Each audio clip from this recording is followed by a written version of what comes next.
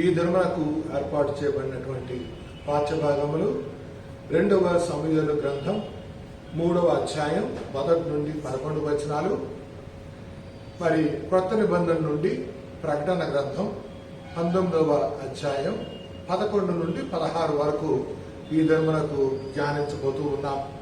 మనం ధ్యానించడానికి ముందుగా మనం ప్రార్థన చేసుకోవాలని చెప్పి నేను కోరుతూ ఉన్నాను. దయచేసి అందరూ ఏకీభవించాలని, మరి తండ్రి మనతో మాట్లాడాలని చెప్పి మనం కోరుదాం. త్రియేక దేవా, నీ సన్నిధిలో నీ కృపలో మిమ్మల్ని భద్రపరిచిన రీతిని బట్టి నీకు వందనాలు. అనేక విధాలైనటువంటి విపత్కర పరిస్థితుల్లో మాకు తోడై ఉన్నావు, నీకు వందనాలు నాయన. ఇప్పుడు ప్రపంచ యుద్ధం గురించి మాట్లాడుతూ ఉన్నారు, కరోనాతో బాధింపబడుతూ ఉన్నాం నాయన. అనేక విధాలైనటువంటి శ్రమలు, సమస్యలు మా ఎదురుగా ఉన్నాయి తండ్రి. వీటన్నిటిని నీ పాసన్నిధిలో పెడుతున్నాం.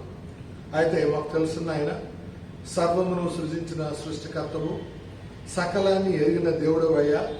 ఏది జరిగినా అది మా మంచికే నాయన, మేలు నిమిత్తమే, నీ యొక్క విశ్వాసులు బలపడడానికే నువ్వు వాడుకుంటావని చెప్పి ఎరిగి నీ సన్నిధిలో నీకు కృతజ్ఞతాస్తుతులు చెల్లిస్తూ ఈ యొక్క చిన్న వాక్యాన్ని మీరు దీవించి ఆశీర్వదించి మా అందరితో మాట్లాడమని మా ప్రభుని ప్రియకుమారుడైన యేసు ప్రభు ద్వారా అతి వినయంగా వేడుకుంటున్నాం తండ్రి, ఆమేన్.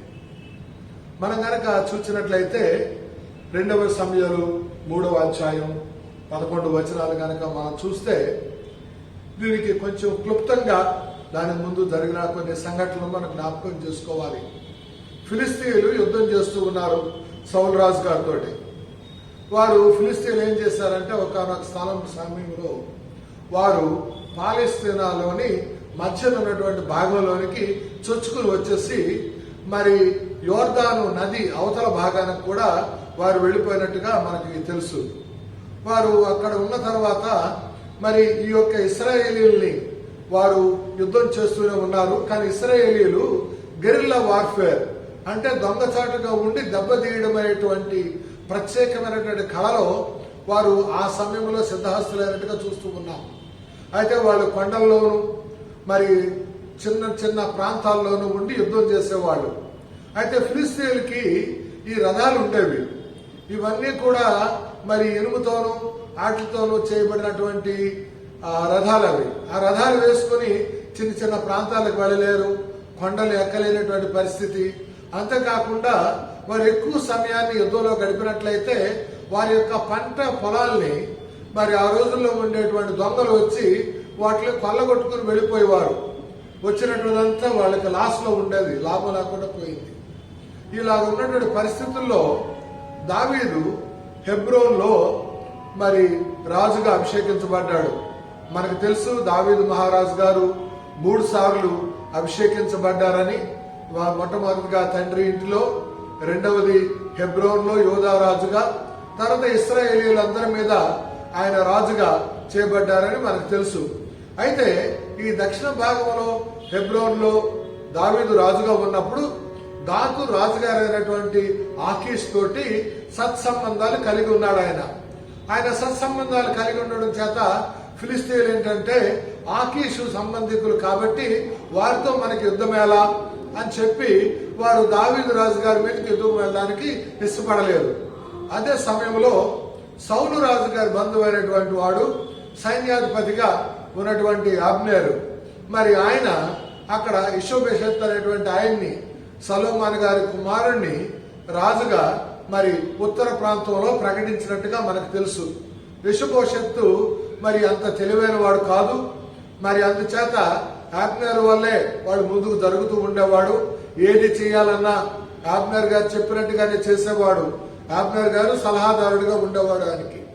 అయితే ఈ సమయంలో ఈ ఉత్తర దేశానికి దక్షిణ దేశానికి మధ్య ఫిలిస్తీయులకి వీళ్ళకి మధ్య చిన్న చిన్న యుద్ధాలు జరుగుతూ ఉండేవి.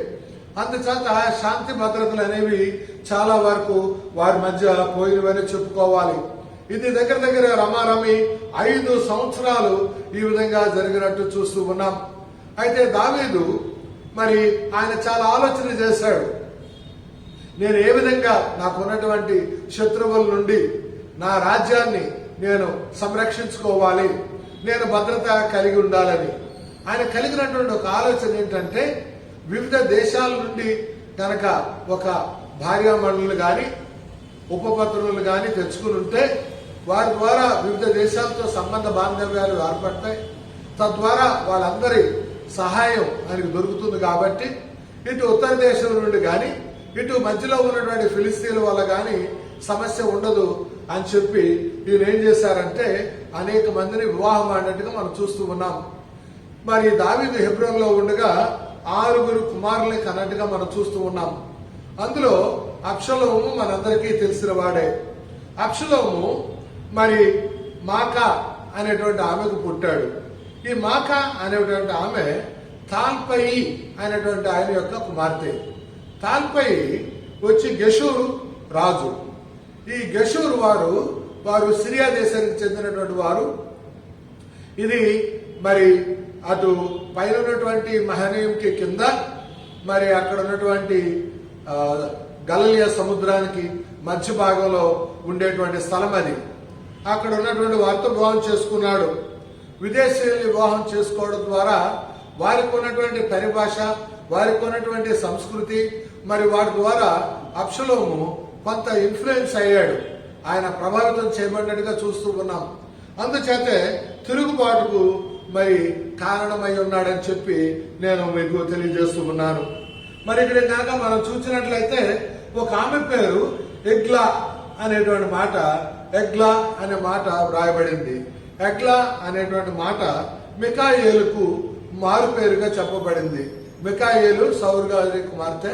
మొట్టమొదటిగా దావీదుకి వివాహం చేస్తామని చెప్పినప్పుడు వారికి అయినటువంటి ఆ వివాహంలో తను మొదటిసారి ఒక కుమారుని కూడా కన్నదని చెప్పి చరిత్రకారులు చెప్తూ ఉంటారు. ఈ విధంగా ఉంటుండగా మరి ఇషోబెషత్కి ఒక సమస్య ఎదురైంది. అక్కడ రిస్పా అనేటువంటి ఉంపుడు గత్తె ఉంది.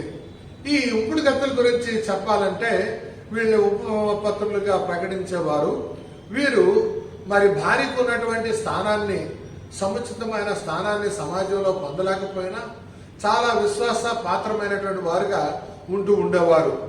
మరి వీరు పుట్టినటువంటి పిల్లలు వాళ్ళంతా కూడా మరి ఆస్తికి హక్కుదారులే. మరి అంతేకాకుండా మరి ఎవరైనా గనక ఈ యొక్క ఉపపత్నిని గనక ఆమెతో శయనించినట్లయితే మరి అది రాజరికానికి ఆయన స్టేకింగ్ ఇస్ క్లెయిమ్ అన్నమాట. నేను రాజును అవ్వాలి, నేను రాజును అవ్వడానికి నాకు సర్వ హక్కులు ఉన్నాయని వాళ్ళు మనకి తెలియజేస్తున్నట్టుగా చూడగలం. అబ్నెర్ గారు మరి రిస్పాతో మరి కూడారో లేదో మనకు తెలియదు, కానీ ఇషోబెషత్తు దాని విషయం అడిగాడు. నా తండ్రి యొక్క ఉపపత్నితో నువ్వెందుకు కూడితివని. దాని మీద అబ్నెర్కు కోపం వచ్చి అబ్నెరు దావీదుకి నేను సహాయం చేయబోతున్నాను అని చెప్పాడు. ఎప్పుడైతే చెప్పాడో ఇషోబెషత్తు భయపడి ఇంకా మాట్లాడలేదని దేవుని వాక్యం మనకి తెలియజేస్తూ ఉంది. అయితే మనం దీంట్లో గమనించవలసింది ఏంటంటే, మనం సామెతలు 14వ అధ్యాయంలో చూసినట్లయితే 1 ఎదుట సరి అయినదిగా కనబడు మార్గము కలదు, అయితే తుదకు అది మరణమునకు త్రోవతీయుడు. దావీదు ఇహలోకపరమైన ఆలోచన చేశాడు. ఆయన దేవుని మీద ఆధారపడడానికి కాకుండా తను మరి ఈ యొక్క ప్రజలు చూస్తూ ఏ విధంగా ఆ దినాలకి సరిపడేట్టుగా ఆయన ఆలోచన సరళిని కొనసాగించినట్టుగా మనం చూస్తూ ఉన్నాం. అందుచేత మరి ఆయన కుమారుడు సొలొమోను రాజు అయిన తర్వాత మరి ఇశ్రాయేలు దేశం ఎలాగ విచ్ఛిన్నమైపోయిందో మనకు తెలుసు. ఇక్కడ దావీదు రాజు గారి సమయంలో ఏ విధమైనటువంటి శాంతి భద్రత లేకుండా పోయింది. ఇక్కడ మరణము అనేటువంటి మాటకు మరి మావిత్ అనేటువంటి మాట వాడడం జరిగింది. అది మరణమునకే కాకుండా నాశనమునకు కూడా ఆ మాట వాడబడినట్టుగా చూస్తూ ఉన్నాం. నాశనము, వినాశనము అంటే సర్వనాశనము, మరణానికి తీసుకొని వెళ్ళేది అని చెప్పుకోవచ్చు. అందుచేత మనం మన ఆలోచనల మీద ఆధారపడకుండా దేవుని సంబంధమైన ఆలోచనలతో ముందుకు సాగాలి. దేవుని చేత అభిషేకించబడిన బిడ్డగా బహుభార్యాత్వం చేయడం ద్వారా ఆయన దేవుని కృపలో నుండి అనేక మార్లు తొలగిపోయినట్టుగా మనం చూస్తూ ఉన్నాం. అనేకమైన అన్య దేవతలకి మరి వాళ్ళు పూజలు చేస్తూ ఉన్నప్పుడు ఈయన వారితో పాటు వెళ్ళినట్టుగా కూడా మనకు తెలుసు. తద్వారా తను దేవునికి చేరువవడానికి అనేక మార్లు దూరమైనట్టుగా మనం తెలుసుకుంటూ ఉన్నాం. అందుచేత మనం ఏ ఆలోచన చేసినా ఏ పని చేసినా దేవుని మీద ఆధారపడి చేయడం నేర్చుకోవాలి, కానీ అనాలోచితంగా మనం ఏ పని చేయకూడదని చెప్పి నేను మీకు తెలియజేస్తూ ఉన్నాను. ప్రకటన గ్రంథం 19వ అధ్యాయం 11 నుండి 16 వచనాల వరకు మనం ఇప్పుడు ధ్యానించుకోబోతూ ఉన్నాం. ఈ వాక్యాన్ని మనం చూసినట్లయితే ఈ తెల్ల గుర్రం మీద ఒక ఆయన వస్తూ ఉన్నట్టుగా మనం చూడగలం. ఆ తెల్ల గుర్రం మీద కూర్చుంటున్న వాడి పేరు నమ్మకమైన వాడు, సత్యవంతుడు అనే నామం గలవాడని ఇక్కడ వ్రాయబడింది. అయితే 6వ అధ్యాయం 2వ వచనంలో కూడా ఒక తెల్ల గుర్రం ఉన్నట్టుగా, దాని మీద ఒక రౌతు ఉన్నట్టుగా మనం చూడగలం. ఆ రౌతు ఒక విల్లును పట్టుకుని మరి ఉన్నట్టుగా నిలబడినట్టుగా చూస్తూ ఉన్నాం. అయితే ఆ విల్లుకు బాణాలు లేవు, తను ఒక్కడే వస్తూ ఉన్నట్టుగా మనం చూస్తూ ఉన్నాం. ఇక్కడైతే పరలోక సైన్య సమూహం మరి ఆయనతో పాటు వచ్చినట్టుగా మనం చూస్తూ ఉన్నాం.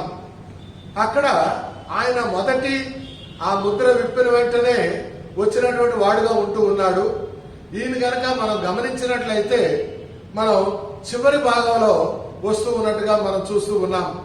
అందుచేత ఇక్కడికి వచ్చింది ప్రభువు అని చెప్పవచ్చు. ఎందుకంటే నమ్మకమైన వాడును, సత్యవంతుడు అనేటువంటి మాట మనం గనక చూసినట్లయితే దైవ గ్రంథంలో, ప్రకటన గ్రంథంలోనే 3 మార్లు వ్రాయబడినట్టుగా చూస్తూ ఉన్నాం. మొదటి అధ్యాయం, 3వ అధ్యాయం, 19వ వచనంలో వ్రాయబడింది. ఇది క్రీస్తు ప్రభువు వారికి మరి సాదృశ్యంగా ఉందని చెప్పి నేను తెలియజేస్తూ ఉన్నాను. తెల్ల గుర్రం దేనికి సంకేతం అంటే జయానికి సంకేతం. ఆ దినాల్లో రోమా సామ్రాజ్యాన్ని పరిపాలించినటువంటి వారు యుద్ధాలకు వెళ్ళి వచ్చినప్పుడు రాజుగారు గాని సైన్యాధిపతి గాని తెల్ల గుర్రాన్ని అధిరోహించి ఆయన పట్టణ ప్రవేశాన్ని చేసేవాడట. ఆయన తెల్ల గుర్రంతో వస్తున్నాడని దూరం నుండి మరి వారు దుర్బిణి వేసి చూసినప్పుడు, ఆ యొక్క సూచనలో కనబడినప్పుడు ఆ పట్టణం అంతా సంతోషించి జయ జయ ధ్వానాలు చేస్తూ ఉండేవారట. సో తెల్ల గుర్రం అనేది జయానికి సంకేతంగా ఉన్నట్టుగా మనం చూస్తూ ఉన్నాం.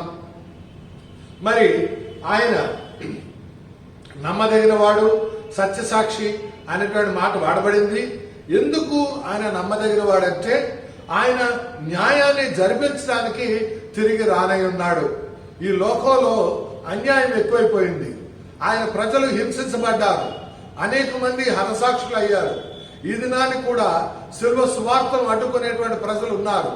సిలువకి తమ జీవితాన్ని సమర్పణ చేసుకుని అనేకలు ముందుకు వెళ్తూ ఉండగా వారిని అడ్డుకుంటూ, వారి ప్రాణాలు తీస్తూ, వారి కుటుంబాల్ని నాశనం చేస్తూ, అక్కడ కూడినటువంటి సభల్ని నాశనం చేసేటువంటి అనేక మంది ఉన్నారు.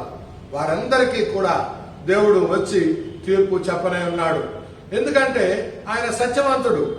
ఎందుకని సత్యవంతుడు అంటే ఆయన దేవుని యొక్క నీతిమత్వమును బట్టి, నీతిమత్వము ఎలాగున్నదో దాని యొక్క ప్రమాణమును బట్టి ఆయన తీర్పు చెప్పనై ఉన్నాడు. కానీ ఆ ప్రమాణము నుండి తొట్టిల్లకుండా ఆ యొక్క తీర్పును చెప్పేటువంటి వాడుగా ఉన్నట్టుగా చూస్తూ ఉన్నాం. మనం రోమా 3:4లో చూసినట్లయితే ప్రతి మనుష్యుడు అబద్ధికుడు గాని దేవుడు సత్యవంతుడు కాక తీరడు. మనిషి అబద్ధికుడే. ఎందుకంటే చిన్న చిన్న విషయాల్లో కూడా అబద్ధం ఆడేస్తూ ఉంటారు. అనవసరమైన విషయాల్లో, పనికిమాలిన విషయంలో. ఇక మరి ఇంకా అవి గనక కొంచెం హెచ్చు స్థాయిలో ఉంటే, మనకి గనక అవి ఏమన్నా నష్టం కలిగిస్తాయంటే తప్పకుండా అబద్ధం ఆడేవాళ్ళు ఉంటారు. అయితే దేవుడు ఎప్పుడూ కూడా మరి సత్యాన్ని ప్రకటించేవాడు. ఆయనే సత్యం. ఆయన అంటున్నాడు, నేనే మార్గమును, సత్యమును, జీవమునై ఉన్నానని చెప్పి ఆయన చెప్తూ ఉన్నట్టుగా మనం చూడగలం. ఆయనే మార్గము, ఆయనమే సత్యము, ఆయనే జీవము. ఆ మార్గంలో ప్రవేశిస్తే మనం జీవాన్ని పొందగలం. ఆ జీవాన్ని పొందడానికి మనం దేవుణ్ణి, ఆయన యొక్క రూపాన్ని మనం ఒకసారి సందర్శించవలసిన వారం అయి ఉన్నామని మీకు తెలియజేస్తూ ఉన్నాను. ఎక్కడ పాపం ఉంటుందో అక్కడ శిక్ష ఉంటుంది. ఎక్కడ పాపి ఉంటాడో అక్కడ కృప ఉంటుంది. పాపికి కృప, సిలువ అనేది పాపి కోసం చేయబడింది. పాపం శిక్షించబడాలి. ఈ పాపి తన పాపాన్ని ఒప్పుకొని సిలువ చెంతకు వచ్చినప్పుడు రక్షణ మార్గంలో పయనించవచ్చు. నీతిమంతుడిగా రూపాంతరాన్ని పొందుతున్నాడు. తన జీవన సరళిలో మార్పులు వస్తాయి. ఎప్పుడైతే ఆ విధంగా కాకుండా తన పాపంలో తనుంటూ సజీవుడైనటువంటి దేవుణ్ణి వ్యతిరేకిస్తూ ఆయనకి వ్యతిరేకంగా నిలబడుతూ ఉన్నటువంటి వారు ఎవరైతే ఉంటారో వారు అర్మగెద్దోను యుద్ధంలో నాశనము చేయబడుతూ ఉన్నారని మీకు తెలియజేస్తూ ఉన్నాను. అనేక మంది ఏమనుకుంటారంటే ప్రేమ కలిగిన దేవుడు కదా, హింసను ఎలా చేస్తాడని.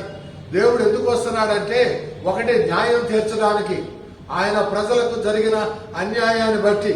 రెండవదిగా ఆయన తీర్పు తీర్చేది కూడా సత్యమైనటువంటి తీర్పే. అందుచేత ఆర్మగెద్దోను యుద్ధము నీతి మత్వముతో కూడిన యుద్ధమని మనం గమనించాలి. అది హేలోక సంబంధమైన యుద్ధం లాంటిది కాదు. చైనా దేశీయులు మన మీదకి రావడమో లేదా ఉత్తర కొరియా దక్షిణ కొరియా వారి మీదకి వెళ్ళడమో కాదు, కానీ నీతిని బట్టి జరిగేటువంటి యుద్ధం అని మీరు తెలుసుకోవాలని నేను కోరుతూ ఉన్నాను. కీర్తనలు 96:13 చూసినట్లయితే భూజనులకు తీర్పు తీర్చుటకై యెహోవా వేంచేయుచున్నాడు. న్యాయమును బట్టి లోకము తన విశ్వాసతను బట్టి జనులకు ఆయన తీర్పు తీర్చును. ఆయన తీర్పు తీర్చడానికి ఆయన రానై ఉన్నాడని మనం ఎరగాలని మనం గమనించాలని నేను మీకు తెలియజేస్తూ ఉన్నాను. ఆయన నేత్రములు అగ్ని జ్వాలల వంటివట. ఈ యొక్క అగ్ని జ్వాలల వంటి వాటిలో పాపి గనక ఎదురైతే తన పాపాన్ని గనక ఒప్పుకోకపోతే నాశనం అయిపోతాడు. అందులో నాశనం కాకుండా ప్రభువారి ఎదుట నిలబడి ఆయన సన్నిధిలో ఉండాలని ఆశపడితే తన పాపాన్ని ఏ దినాన్ని ఒప్పుకుంటాడో, సిలువలో కార్చిన రక్తం ద్వారా ఎప్పుడైతే కడగబడ్డాడో, దేవుని యొక్క కృప దేవుని యొక్క ఆత్మతో నింపబడ్డాడో, ఆ ఆత్మతో నింపబడిన బిడ్డగా ఆ యొక్క అగ్ని జ్వాలల ముందు ఆయన నిలువబడగలడని నేను మీకు తెలియజేస్తూ ఉన్నాను. ఆయన శిరస్సు మీద అనేక కిరీటాలు ఉన్నాయి. మరి మా యేసు ప్రభు వారు మొదటిసారి ఈ లోకానికి వచ్చినప్పుడు కలువరిగిరిలో మరి ఆయన ఉండగా ఆయనకి ముళ్ళ కిరీటాన్ని ఇచ్చారు. ఇక్కడైతే మన ప్రపంచంలో ఉన్న రాజుల యొక్క కిరీటాలన్నీ కూడా ఆయన మీద ఉన్నట్టుగా చూస్తూ ఉన్నాం. అది జయానికి సంకేతం, ఆయన సార్వభౌమానికి కూడా సంకేతం. ఈ లోకం ఆయనదు అని చెప్పడానికి ఈ కిరీటాలని మనం సాదృశ్యంగా వాడుకోవచ్చు. ఆయనకి ఒక నామము అనేది ఇవ్వబడిందట. ఆ వ్రాయబడినటువంటి నామం అది ముందుగానే వ్రాయబడింది. అది ఇప్పుడు వ్రాయబడినటువంటి నామం కాదు. అది ఆ నామాన్ని తెలుసుకోవాలని శతాబ్దాలుగా చాలా మంది ఆశపడుతూ ఉన్నారు. ఆగురు అనేటువంటి ఆయన 30వ సామెతను వ్రాసి ఉంటున్నాడు. ఆయన అంటాడు, ఆయన పేరేమి, ఆయన కుమారుని పేరేమి అని అడుగుతున్నట్టుగా మనం చూస్తూ ఉన్నాం. ఎంతో వ్యధతో అడుగుతూ ఉన్నాడు. ఆ నామాన్ని తెలుసుకోవాలనేటువంటి ఆశ మరి ఆ దినాల్లోనే ఉన్నట్టుగా మనం చూస్తూ ఉన్నాం. యాకోబు పెనుయేలు దగ్గర దేవుని యొక్క దూతతో తను పెనుగులాడినప్పుడు పేరు తెలుసుకోవాలని ఆశపడ్డాడు. సంసోను తల్లికి వర్తమానం చెప్పబడినప్పుడు ఆ యొక్క దేవదూత తన నామాన్ని తెలియజేయలేదు. సంసోను తండ్రి గారికి కూడా ఆ వర్తమానం తెలియజేయబడినప్పుడు ఆ యొక్క నామము తెలియజేయబడలేదు అని చెప్పి మనకు తెలుసు. ఈ నామాన్ని తెలుసుకోవాలని చాలా మంది ఆశపడుతూ ఉన్నారు. మనం ఈ యొక్క ప్రకటన గ్రంథం 1వ అధ్యాయంలో చూసినట్లయితే ఫిలడెల్ఫియా సంఘంలో ఎవరైతే జయశాలుగా ఉన్నారో వారికి ఒక ముద్ర వేయబడుతుందట. ఆ ముద్రలో ఏముంటుందంటే, నా దేవుని పేరును, నూతన యెరూషలేము పట్టణపు పేరును, నా క్రొత్త పేరును వాని మీద వ్రాసెదను. యేసు ప్రభు వారు రాయబడేటువంటి నామాలు ఎవరైతే జయశాలుగా నిలబడతారో ఫిలడెల్ఫియా సంఘానికి చెందినటువంటి వారికి దేవుని నామం, నూతన యెరూషలేము నామం, ప్రభు వారికి ఇవ్వబడిన నూతన నామం వారి మీద వ్రాయబడుతూ ఉంది. పెర్గమా సంఘంలో జయించిన వారికి ఒక తెల్ల రాయి మీద చెక్కబడిన క్రొత్త పేరు ఉంటుందని చెప్పబడినట్టుగా చూస్తూ ఉన్నాం. ఆ దినాల్లో మరి గ్రీకు ఆ న్యాయాధిపతులు ఏం చేసేవారంటే, ఎవరైనా తప్పు చేయలేదు, ఈయన తప్పు చేయలేదు కాబట్టి ఈయన్ని ఈ యొక్క శిక్ష నుండి తప్పిస్తున్నాం అని చెప్పడానికి గుర్తుగా ఆ యొక్క తెల్ల రాయిని వారి చేతుల్లో పెట్టేవారట.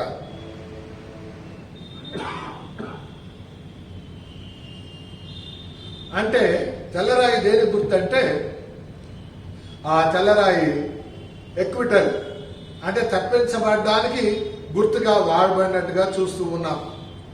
ఇక్కడ 13వ వచనంలో మనం చూస్తే, రక్తంలో ముంచబడిన వస్త్రము ఆయన ధరించుకొని ఉండెను. ఈ రక్తము ఏమై ఉంటుంది అని అనేక మంది మీమాంసలు పొంది ఉన్నారు. అయితే మనం తెలుసుకోవాల్సింది ఏంటంటే, ఇది ఎవరైతే ఆయన జనాంగాన్ని నాశనం చేశారో, ఆయన జనాంగాన్ని సంహరించడానికి దోహదకారులుగా పనిచేశారో వారి యొక్క రక్తమే అని చెప్పి మనం తెలుసుకోవాలని నేను మిమ్మల్ని కోరుతూ ఉన్నాను. ఆయనకట వాక్యము అను నామము పెట్టబడిందట.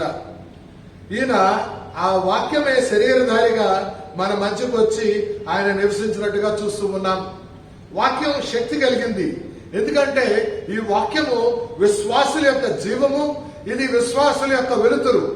ఈ వాక్యము మరి మాట్లాడినప్పుడు ప్రజల్లో వచ్చిన మార్పుల ద్వారా, వారు దేవుణ్ణి అంగీకరించడం ద్వారా దత్తపుత్రాత్మను కలిగిన వారై దత్తపుత్రులుగా స్వీకరించబడే స్థాయికి వారు వెళ్ళగలిగేటువంటి దాన్ని ఇవ్వగలిగింది ఆ వాక్యమే.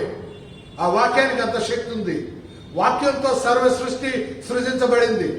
వాక్యంతో ఆయన ఏమి కావాలని అది చేయగలిగిన శక్తి కలిగినటువంటి దేవుడు. ఆ వాక్యం మరి ఆయన సృష్టికి కారణమైనటువంటి వాక్యం. ఈ దినాన్ని ప్రభువారు మనకేం తెలియజేస్తున్నారంటే, ఏ వాక్యం అయితే సృష్టిని ప్రారంభించిందో, మరి సృష్టిలో ఏదైతే ఆయన యొక్క ప్రమాణాల నుండి తొట్టిల్లిపోయిందో దాన్ని నాశనం చేయడానికి ఆయనకి అధికారం ఉందని కూడా మనకి తెలియజేస్తున్నట్టుగా మనం చూడగలం. ఇక్కడ 14వ అధ్యాయంలో 14వ వచనంలో చూసినట్లయితే, పరలోకమందున్న సేనలు శుభ్రమైన తెల్లని నారబట్టలు ధరించుకొని తెల్లని గుర్రములెక్కి ఆయనను వెంబడించుచుండిరి. ఇందులో సేనలు అనేటువంటి మాట బహువచనం వాడబడింది. అంటే దేవదూతలు, మరి ఎవరైతే విశ్వాసులుగా ఉన్నారో వారు, వీళ్ళు ప్రత్యేకించబడినటువంటి జనాంగం, దీనికోసమే ఉన్నటువంటి జనాంగం అని చెప్పి మనం తెలుసుకోవాలి. వీరైతే యుద్ధంలో ఉండరు, కానీ ప్రభువారు ఎక్కడికి వెళ్ళినా ప్రభువారితోనే వెళుతూ ఉంటారు. అది ప్రతి క్రైస్తవుడు చేయవలసిన పని. ప్రతి క్రైస్తవుడు ప్రభువారు ఎక్కడికి వెళ్తే ఆయన వెనకాల వెళ్ళాలి. వాళ్ళట శుభ్రమైన తెల్లని నారబట్టలు వేసుకున్నారట. తెల్లది అనేది మరి అది మన పాపాల నుండి మనం క్షమించబడ్డాం అని తెలియజేయడానికి, మనలో కలిగినటువంటి మార్పు, ఆ రూపాంతరతను వ్యక్తీకరించేదిగా ఉంటూ ఉంది. నారబట్టలు అహరోను మరి ఆ యొక్క యాజకులకు ఇవ్వబడినటువంటి బట్టలు కూడా నారబట్టలే. అంటే దేవుని వెంబడి ఉండేటువంటి ప్రతి విశ్వాసి యాజకుడు అని చెప్పి ఇక్కడ చెప్పబడుతున్నట్టుగా మనం చూడగలం. ఆయన జనులను కొట్టుటకై ఆయన నోట నుండి వాడిగల ఖడ్గము బయలు వెడలుచున్నది. మెజారిటీ టెక్స్ట్ అనేటువంటి దాంట్లో ఏమన్నా రాబడిందంటే, రెండు వైపులా పదును కలిగినటువంటిదని. అంటే అది వాక్యానికి గుర్తుగా ఉంది. అది రెండు వైపులా పదును కలిగినటువంటి ఖడ్గం. దానితో ఆయన దేశాన్ని కొట్టబోతూ ఉన్నాడు. అంటే అటు ఇశ్రాయేలీ జనాంగం ఎవరైతే ప్రభువును అంగీకరించలేదో, ప్రభువుకి వ్యతిరేకులుగా నిలబడి ఉన్నారో, అన్య దేవత ఆరాధనలో మునిగిపోయారో, వారు అన్య జనులు ఎవరైతే ఆయన యొక్క ప్రణాళికలోనికి వారు రావడానికి ఇష్టపడలేదు, అటువంటి వారిని ఆయన మరి శిక్షించబోతున్నాడని మనకి తెలియజేస్తూ ఉన్నాడు. యెషయా గ్రంథం 11వ అధ్యాయం 4వ వచనం చూసినట్లయితే, తన వాగ్దండము చేత లోకమును కొట్టును. ఈ వాక్కు అనేటువంటి దండంతో ఆయన కొట్టబోతూ ఉన్నాడట లోకమును. తన పెదవుల ఊపిరి చేత దుష్టులను చంపును.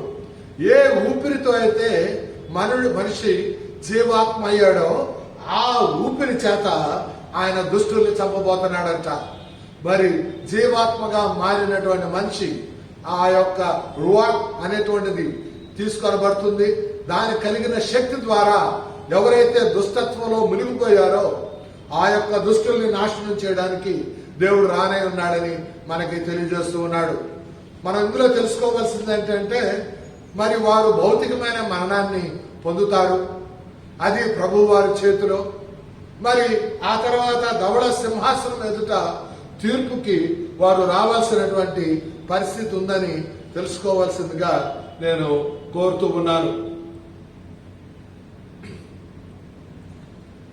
ఆయన ఇనుపదండముతో వారిని ఏలును.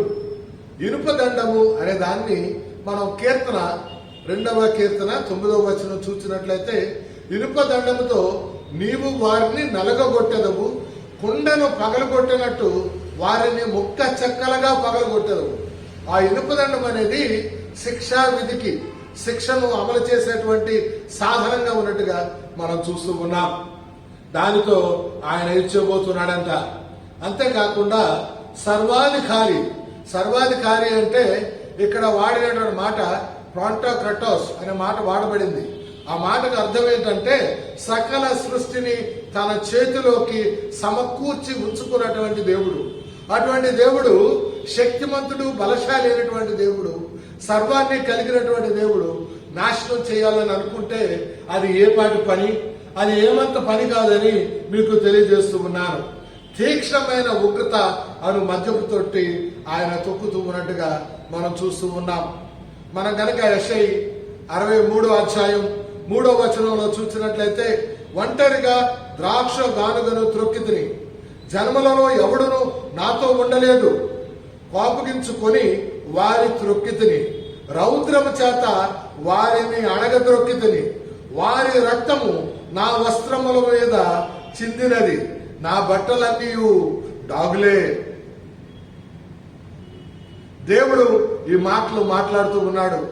ఆయన కలిగినటువంటి ఉగ్రతను గురించి ఆయన మాట్లాడుతూ కోపము, రౌద్రము అని 2 సార్లు ఆయన మాట్లాడినట్టుగా చూస్తూ ఉన్నాం. మనం చూస్తూ ఉంటే రానైనటువంటి కాలంలో ప్రభు వారి యొక్క 2వ రాకడలో జరిగేటువంటి ఆ ప్రతిదండన ఎంత ఇదిగా ఉంటుందో మనం ఒక్కసారి ఊహించాలని చెప్పి నేను మీకు తెలియజేస్తూ ఉన్నాను. అయితే దేవుడు మనకి ఒక ఆజ్ఞనిస్తున్నట్టుగా చూస్తూ ఉన్నాం. మనం రోమీయులకు రాసిన పత్రిక 12వ అధ్యాయం 19వ వచనం చూసినట్లయితే, ప్రియులారా మీకు మీరే పగ తీర్చుకొనక దేవుని ఉగ్రతకు చోటీయుడి, పగ తీర్చుట నా పని, నేనే ప్రతిఫలము నిత్తునని ప్రభువు చెప్పుచున్నాడని వ్రాయబడినది. ప్రతిఫలం ఇచ్చేది దేవుని పని, మనది కాదు. అందుకని దండనకు ప్రతిదండన మనం చేయకూడదు. మనం మన యొక్క ప్రేమ చేత మన యొక్క శత్రువుల్ని జయించే స్థాయికి మనం ఎదగాలని దేవుడు కోరుకుంటున్నట్టుగా మనం చూడగలం. 16వ వచనం కనుక వచ్చినట్లయితే, రాజులకు రాజు, ప్రభువులకు ప్రభు అనే మాట వాడబడింది. ఇది చాలా ఉన్నతమైన శ్రేష్టమైన నామం అని తెలియజేస్తూ ఉన్నాను. అసమానమైన అసాధారణమైనటువంటి నామాన్ని ప్రభువుకి ఇచ్చినట్టుగా మనం చూడగలం. హెరోడోటస్ అనేటువంటి చరిత్రకారుడు సిసోస్ట్రిస్ అనేటువంటి ఆయన గురించి రాస్తూ, ఒక గ్రీకు రాజుగారు ఐగుప్తును జయించిన తర్వాత ఆయన తన ఛాతీ మీద నా భుజ బలము చేత ఐగుప్తును నేను జయించానని ఆయన ఛాతీ మీద వ్రాయించుకున్నాడట. ఆ దినాల్లో జయశాలురు, శ్రేష్ఠులు, గనులు మరి వారి పేరుని వారి శరీరం మీద కానీ వారి వస్త్రాల మీద కానీ వ్రాయించుకునేవారట. అలాగే ప్రభు వారికి ఆ నామము ఆ వస్త్రం మీదను తొడ మీదను వ్రాయబడి ఉందంట.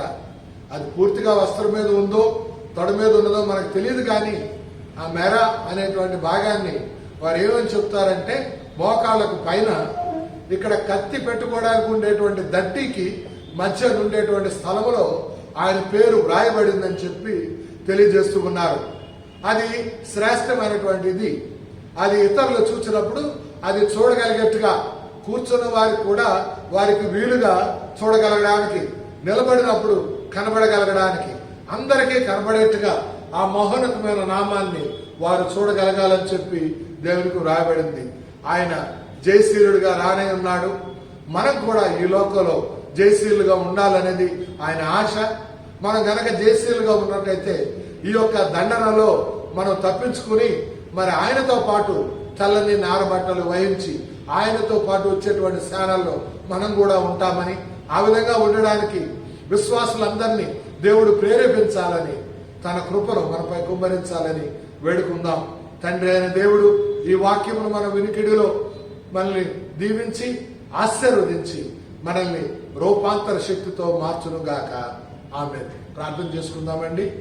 కృప కలిగిన మా దేవ, రక్షక, ఏదైనా వాక్యం ద్వారా నువ్వు మాతో మాట్లాడావని నమ్ముతూ ఉన్నాం. నీ ఉగ్రత దినాన్ని జ్ఞాపకం చేసుకుంటే భయమేస్తుంది నాయన. దుఃఖం, బాధ నిండిపోతుంది నాయన. ఎందుకంటే మేము దాంట్లో నుండి తప్పింపబడ్డా నీ సృష్టిగా సృజింపబడినటువంటి మానవుడు నాయన, నువ్వు ఇచ్చిన రక్షణను పొందలేక నాయన నాశనమైనటువంటి దినాలు నాయన, అవి జ్ఞాపకం చేసుకున్నప్పుడు నాయన మాకెంతో బాధ కలుగుతుంది తండ్రి. ఒకవేళ మేము ఆ స్థితిలో ఉండేవారమేమో, అయితే నీ కృపను బట్టి మమ్మల్ని రక్షించావు. నీ కృపను బట్టి నిన్ను ఎరగడానికి నువ్వు ఇచ్చిన కృపను బట్టి వందనాలు. వాక్యాన్ని వింటున్న ప్రతి బిడ్డను మీరు దీవించండి, ఆశీర్వదించండి నాయన. ఇంకెవరైతే నీ దగ్గరికి రావాల్సి ఉన్నదో, ఎవరైతే నీ యొక్క వర్తమానాన్ని వినాలో, ఎవరైతే తమ జీవితాన్ని నీకు సమర్పించుకోవాలో వారందరూ సమర్పించుకునే రీతిలో ప్రభు వారిని ఆయత్తపరచమని, నీ కృపలో జ్ఞాపకం చేసుకోమని, ఈ యొక్క ప్రత్యక్షత ప్రతి ఒక్కరికి అనుగ్రహించమని మా ప్రభు నీ ప్రియకుమారుడైన యేసు ప్రభు ద్వారా అతి వినయంగా వేడుకుంటున్నాం తండ్రి. ఆమేన్. ఆమేన్.